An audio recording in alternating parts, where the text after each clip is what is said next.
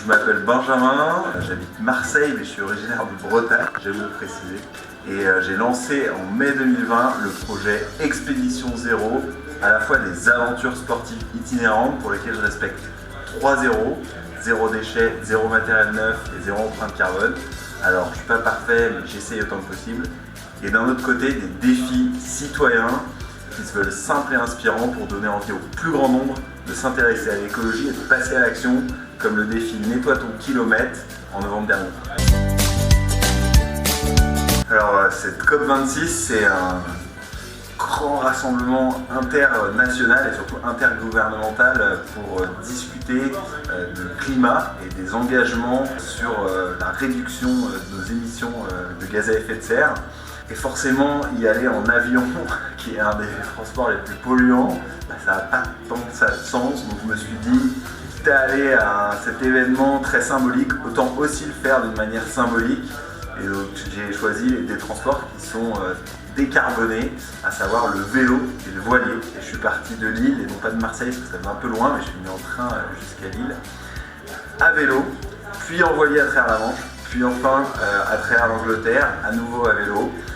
Tout simplement pour porter ce message de sobriété et donner envie aux gens de repenser leur rapport au voyage, quoi que ce soit, de façon plus responsable. Alors pour un voyage en vélo et en voilier jusqu'en Écosse, je m'attendais quand même à des conditions assez pourries. Et les 7 premiers jours, il a fait plutôt beau, pas trop froid. Pas de pluie, mais le 8e jour, en un jour, on a pris l'équivalent de 1 mois de pluie en Écosse. Et donc 1 mois de pluie en Écosse, c'est genre probablement 1 an de pluie à Marseille. Donc là, j'ai bien connu ce que c'était qu'un dérèglement climatique. Est-ce qu'il y a l'homme, j'en sais rien. Mais en tout cas, clairement, personne n'avait vu ça depuis très longtemps. Et j'étais tout trompé, quoi. Le bikepack, c'est une nouvelle façon de voyager à vélo qui est assez tendance. À savoir, avant, on partait avec un porte-bagages et des grosses sacoches. C'était lourd, pas très aérodynamique. Et maintenant, on accroche directement les sacs à la selle, au guidon et au cadre. Donc c'est beaucoup plus dans le profil du vélo et c'est plus léger. Et en bikepack, par contre, on a forcément moins de place. Donc moi, je pars avec le strict minimum. Donc j'ai une sacoche derrière où j'ai une tente, un matelas, une sacoche devant où j'ai duvet, un petit drap de soie, une couverture de survie, et dans le cadre j'ai, on va dire, 2-3 affaires et mes outils pour préparer mon vélo, et c'est à peu près tout. Et pour ma part, dans ce projet, comme en fait je respecte une règle, c'est le zéro matériel neuf, j'ai souhaité ne pas acheter neuf ces sacoches, mais les faire fabriquer par les copains qui ont une petite entreprise qui s'appelle La Virgule, ils sont basés à Lille, et ils le font à partir de matériaux usagés. Donc ça c'est hyper sympa parce que du coup la sacoche arrière, la structure c'est un ancien pneu de vélo, les sacs avant-arrière c'est du crash pad d'escalade, donc les matelas sur lesquels on tombe quand on fait du bloc, et les autres toiles c'est de la toile de kayak.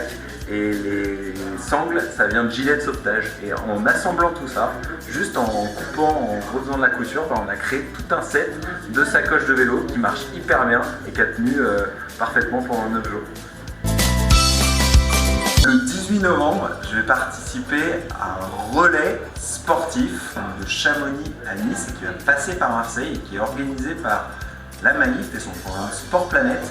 Et l'idée c'est quoi? C'est qu'entre plein de sportifs dans différentes disciplines, on va se passer un déchet pour retracer le parcours de ce déchet du moment où il est jeté dans la nature jusqu'à souvent là où il finit, à savoir la mer.